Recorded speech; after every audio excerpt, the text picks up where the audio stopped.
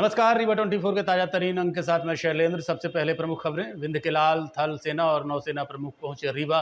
सैनिक स्कूल राष्ट्रीय खेल प्रतियोगिता 2025 समापन समारोह में हुए शामिल।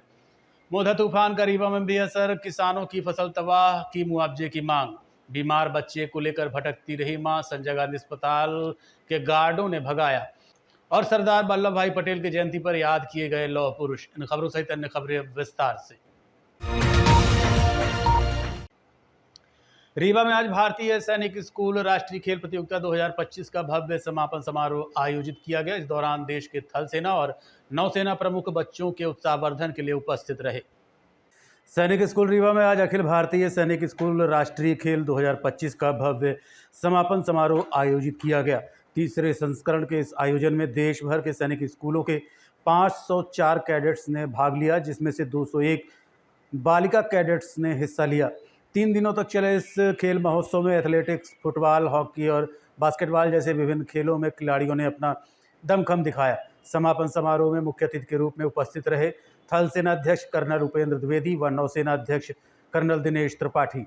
आपको बता दें कि दोनों ही सेना अध्यक्ष सैनिक स्कूल रीवा से पास आउट हैं और दोनों ही रीवा के रहने वाले हैं।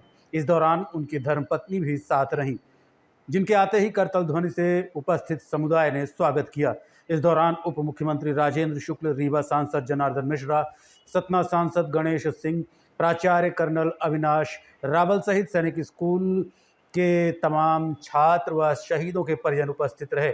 कार्यक्रम के दौरान विभिन्न कॉलेजों के छात्र छात्राएं, जिसमें मुख्य रूप से माखनलाल चतुर्वेदी पत्रकारिता विश्वविद्यालय और ठाकुर रणमत सिंह महाविद्यालय के छात्रों सहित अन्य कॉलेजों के स्टूडेंट्स उपस्थित रहे। आइए आपको सीधे लिए चलते हैं सैनिक स्कूल परिसर, जहां पर कार्यक्रम का आयोजन किया जा रहा है।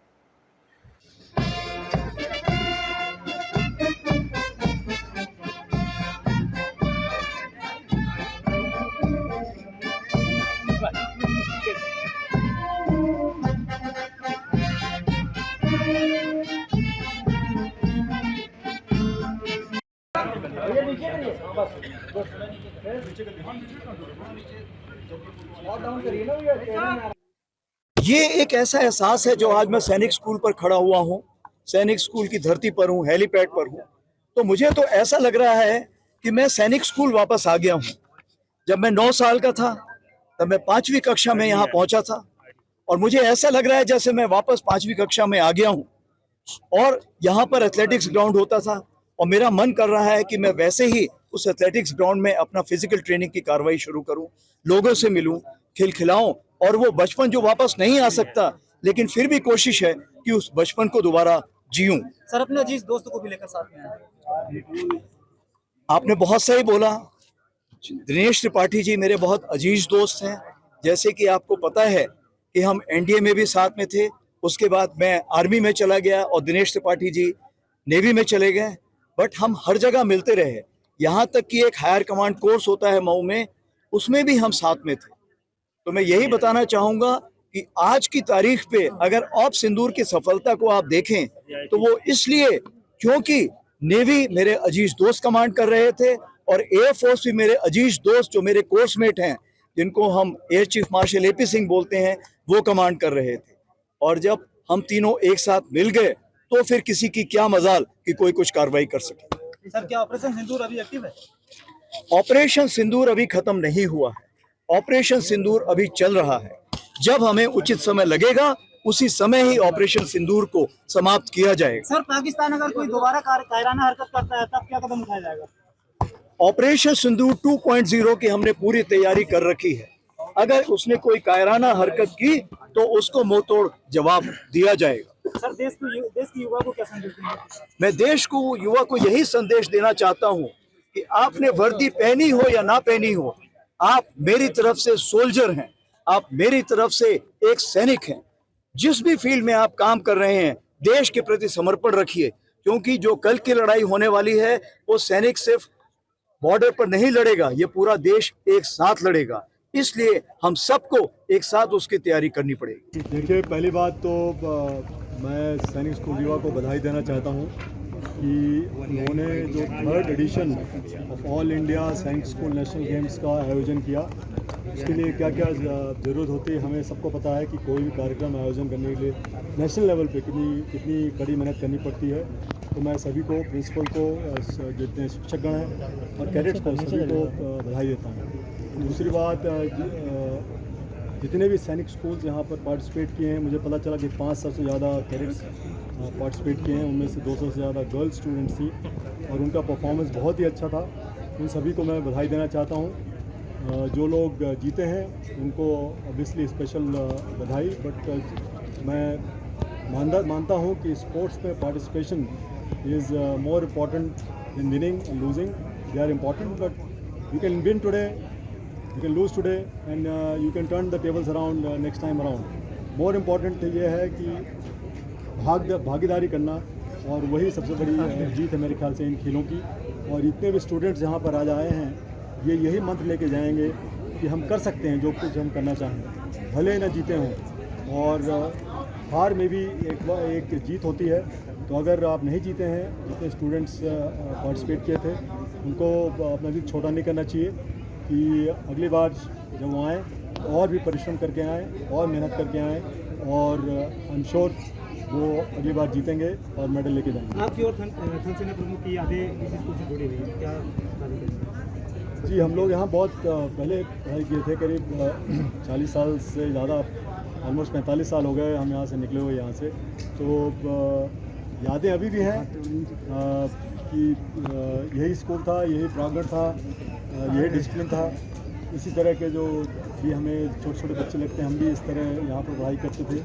तो हम लोग जो कुछ भी आज हैं वो सब ऑब्वियसली सैनिक स्कूल रीवा की वजह से, जो हमारे शिक्षकों ने हमें पढ़ाया, हमें बताया, हमने जो गुण पैदा किए वो हमें अभी भी काम आते हैं और आगे भी काम आते रहेंगे। तो मैं सभी स्टूडेंट्स को यही बोलता हूँ कि आप अपनी जब स्टूडेंट लाइफ में अगर कुछ सीखना चाहते हैं तो this is the best time, क्योंकि इसके बाद फिर आपको इस तरह का माहौल नहीं मिलेगा जहाँ पर आपके इतने सारे मित्र आपके एक साथ हैं, और कई मित्रताएं तो पूरी ज़िंदगी भर चलती हैं।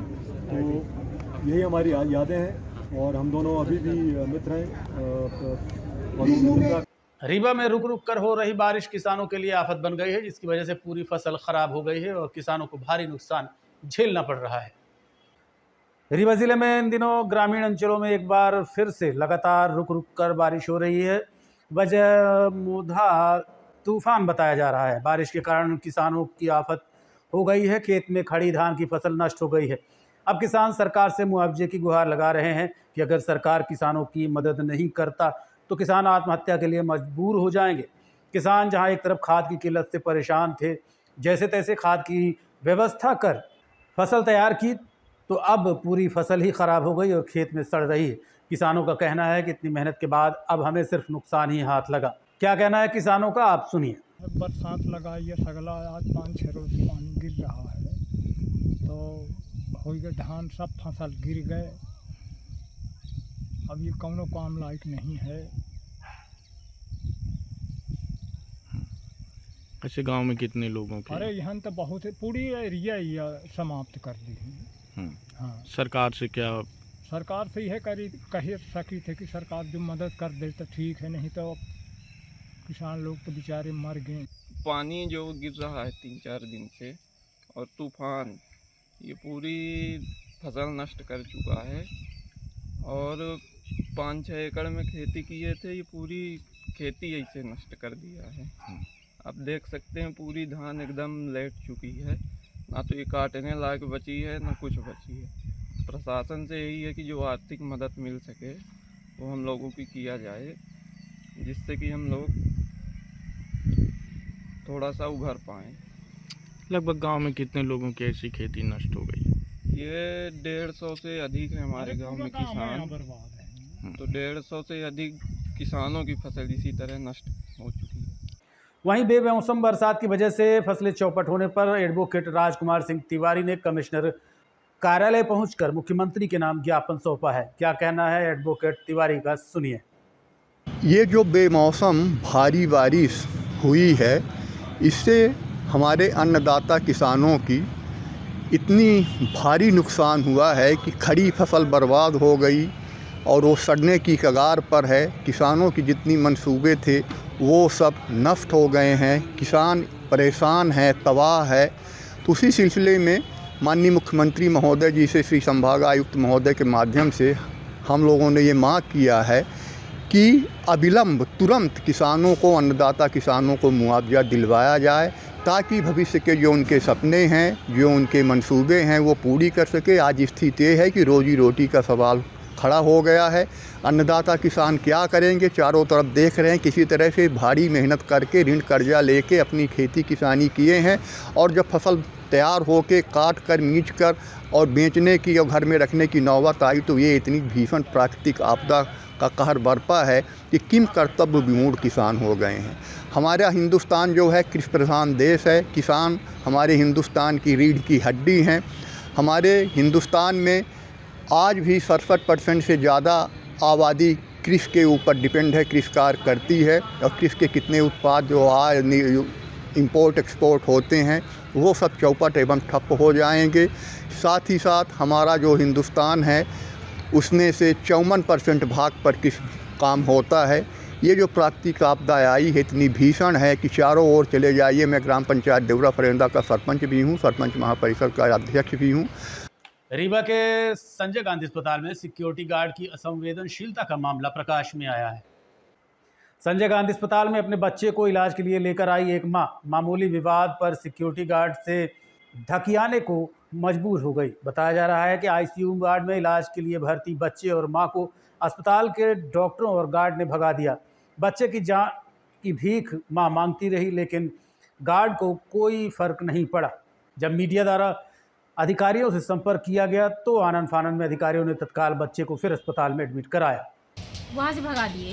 ये जो गार्ड दीदी लोग होती है ना, वो गाली गलौज में मादा चोर सीधे बोलती हैं। वहाँ मतलब 1 से 2 अगर कोई भी भाग गया, शौक नहीं लगी किसी को बच्चा में भीड़ लगाए। एक तो मेरे साथ सर कोई नहीं था, सिर्फ ये है मैं वैसे कोई नहीं था मेरे साथ। मेरे घर में भी आप पता कर सकते, मेरे घर में भी कोई नहीं, सिर्फ हम अकेले हैं। आप बच्चे को एडमिट कराए थे जी। तो आईसीयू वार्ड में जी। तो बच्चे को आईसीयू वार्ड से भगा दिए। भगा दिए। क्या बोले? डॉक्टर मुझे तो बोल, अभी तो मतलब गार्ड दीदी की बात हुई, मैं वहाँ से भगा दिए। बोले कि तू भी अगर तू जा रही है, बाहर आ गए। जब बाहर आ गए तो बोलते कि तू भी जा, अपने बच्चे को भी लेके जा। तो हम सामान पैक किए लेके बच्चे को चले आए। जब बाहर आए तो मेरे से छीना झपटी करे, पेपर छीन रहे थे। जितनी गार्ड थी सब गार्ड और वहाँ के जितने कर्मचारी थे सब यहाँ तक छीना झपटी करे। हम पेपर नहीं दिए, लेके चले गए। वो लोग वीडियो बना रहे थे। पेपर कहाँ है आपका? पेपर फिर अभी दोबारा गए तो छीन लिए मेरे से। कौन छीन लिया? वो डॉक्टर। कितने दिन इलाज चला बच्चे का? संजय गांधी अस्पताल में स्ट्रेचर पर मरीज को लेकर भटकते परिजनों का वीडियो वायरल हुआ है। रीवा में स्वास्थ्य व्यवस्था एक बार फिर सवालों के घेरे में है। सोशल मीडिया पर एक वीडियो तेजी से वायरल हो रहा है जिसमें परिजन अस्पताल में स्ट्रेचर पर मरीज को लेकर बाहर भटकते नजर आ रहे हैं।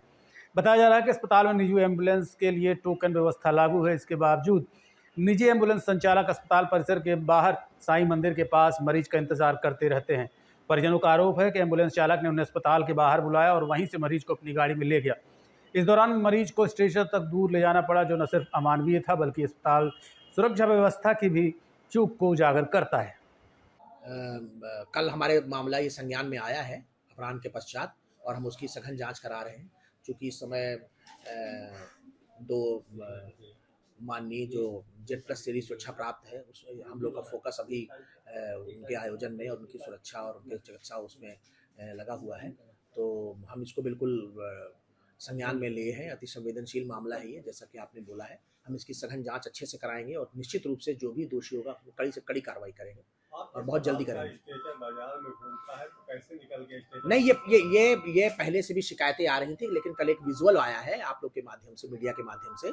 हमने जैसा बोला आपको कि हम कड़ी कार्रवाई करेंगे और ऑलरेडी हमने जांच चालू कर दी है और हम उसमें बिल्कुल कड़ी कार्रवाई करने जा रहे हैं। आपने प्राइवेट एम्बुलेंस चालकों के लिए एक पॉइंट बना लिया, लेकिन क्या इनके वेरिफिकेशन होते हैं? क्योंकि कोरेक्स जैसी चीजों को ढोते हुए ये पकड़े गए हैं कोतवाल। नहीं, अब अगर ऐसा कोई ऐसा पकड़ा गया है, हम उसको तुरंत ब्लैक लिस्टेड करते हैं और हमने चरित्र सत्यापन के लिए भी पुलिस स्टेशन से प्रमाण पत्र लाने को भी संबंधितों को सभी को बोला है, जो भी इस व्यवस्था में इन्वॉल्व हैं। तो निश्चित रूप से हम आपको पूरी तरह से आपको आप भरोसा दिलाते हैं कि हम पूरी चरित्र सत्यापन के बाद ही हमारे यहाँ कोई गाड़ी चला पाएगा, और जो RTO पास है वही गाड़ियाँ यहाँ चलेंगी, और वो चल ही रही हैं और हमने अलाउ नहीं किया हुआ है। लेकिन अगर ऐसी शिकायतें अगर आ रही हैं तो हम उसकी पूरी जांच कराएंगे और कड़ी कार्रवाई करेंगे। प्राइवेट एम्बुलेंस के लिए टोकन की व्यवस्था की गई है, बिना टोकन के एम्बुलेंस कैसे संचालित? नहीं, प्राइवेट एम्बुलेंस के लिए टोकन की व्यवस्था ऐसी है कि वो प्राइवेट एम्बुलेंस जिसका नंबर रहेगा वो उस बूथ में पहुंचेगा, फिर उस बूथ में उसकी जो प्राथमिक कार्रवाई होती है, जो वहाँ का कोरम बना हुआ है, जो वहाँ का सिस्टम है, उस कार्रवाई में पैसा जमा होगा हमारे बूथ वाले के पास, फिर वो एक पर्ची लेके प्राइवेट एम्बुलेंस वाला जाएगा, फिर जब लौटेगा फिर अपनी पर्ची लेगा, अगर उसकी सेवाएं से संतुष्ट है जाने वाला। ये पूरा एक उसका प्रोटोकॉल है, तो प्रोटोकॉल के नियम ही के तहत ही प्राइवेट एम्बुलेंस चल रही हैं, और अभी तक ऐसी कोई गंभीर शिकायतें नहीं आई। हाँ, कुछ ये जरूर शिकायतें आई हैं प्राइवेट एम्बुलेंस चालकों द्वारा ही कि कुछ अनाधिकृत लोग या कुछ जिनका क्रिमिनल बैकग्राउंड है वो गाड़ियां चला रहे हैं। हम लोग उसकी जांच करा रहे हैं और हम निश्चित रूप से उनको बैन करेंगे। अस्पताल देखते रहिए Rewa 24 news city cable network. मिलते हैं छोटे से ब्रेक के बाद। दीपावली के शुभ अवसर पर रीवा ज्वेलर्स पेश करते हैं ज्वेलरी धमाका निश्चित उपहार। जी हां, रीवा ज्वेलर्स की सबसे पुरानी दुकान पर विशेष ऑफर्स उपलब्ध हैं। प्रीमियम ज्वेलरी पर मात्र 7% चार्ज। अरे भाई, चांदी की मूर्ति और बर्तन भी उपलब्ध हैं। अधिक जानकारी के लिए संपर्क करें 7898261339 और 6265511369 पर। जी हां, दीपावली के शुभ अवसर पर अब रीवा ज्वेलर्स पेश कर रहे हैं हॉलमार्क ज्वेलरी की 100% वापसी। तो आज ही पधारें Rewa jewellers, fort road, Sindhi चौराहा।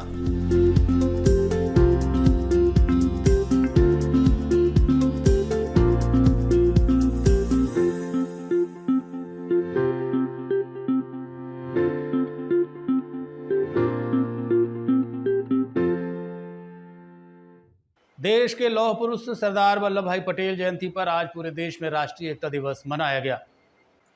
रीवा में राष्ट्रीय एकता दिवस के अवसर पर सरदार वल्लभ भाई पटेल की प्रतिमा पर माल्यार्पण किया गया। इस दौरान प्रदेश के उप मुख्यमंत्री राजेंद्र शुक्ल मुख्य अतिथि के रूप में उपस्थित रहे। कार्यक्रम में बड़ी संख्या में प्रशासनिक अधिकारी, पुलिस अधिकारी और सामाजिक कार्यकर्ता शामिल हुए। सभी ने सरदार पटेल के योगदान को याद करते हुए देश की एकता और अखंडता बनाए रखने का संकल्प लिया। सरदार वल्लभ भाई पटेल जी जो एकता के सूत्रधार थे, सैकड़ों की संख्या में रियासतों को विलय कराना और देश को एकता के सूत्र में स्थापित करने का एक महान कार्य सरदार वल्लभ भाई पटेल जी ने किया था।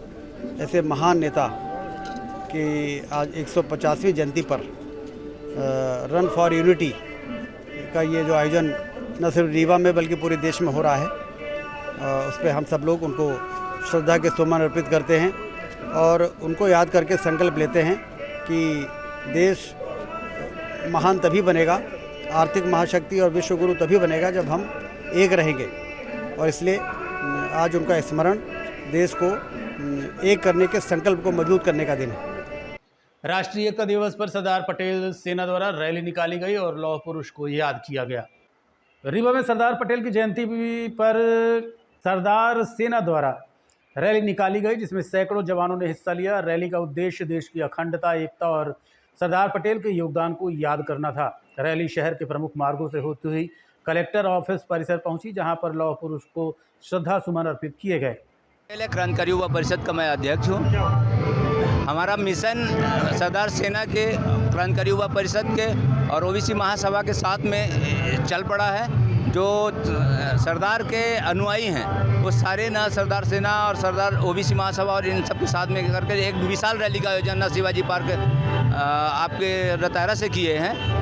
ये एक विचारधारा, क्रांतिकारी युवा परिषद एक विचारधारा है, जाति समाज से हट के सब समाज के लिए एक ना मिसाल कायम करना चाहता है। युवाओं के लिए विशेषकर शिक्षा के क्षेत्र में हम लोग काफ़ी काम किए हैं और समाज, स्वास्थ्य, शिक्षा, सड़क सबकी ना जो हमारी सभी जाति समाज के लोगों की ज़रूरतें हैं उसके पूरा करने के लिए हम लोग का ये कार्रवाई आए हैं। आज भारत रत्न लौह पुरुष सरदार पटेल जी की 150वीं जयंती है, जिसके उपलक्ष्य में हम क्रांतिकारी साथी सरदार सेना, क्रांतिकारी युवा परिषद, ओबीसी महासभा संयुक्त संगठनों द्वारा ये बाहर रैली निकाली जा रही है। बाहर रैली निकालने का हमारा उद्देश्य है कि समाज में जागरूकता आनी चाहिए। जैसे हमारे महापुरुष ने अखंड भारत को खंड खंड नहीं बंटने दिया, हमारे महापुरुष 562 रियासतों को एक करने का काम सरदार पटेल जी ने किया था।